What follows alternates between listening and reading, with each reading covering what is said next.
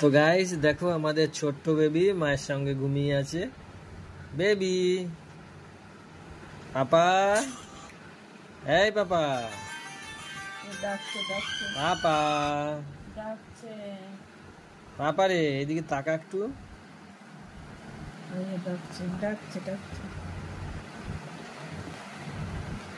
পাপা, আমাদের ছোট্ট পাপা, পাপা, পাপা মুখটা দেখা একটু।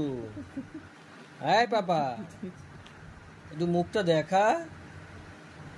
পাপা একটু মুখটা দেখাও। পাপা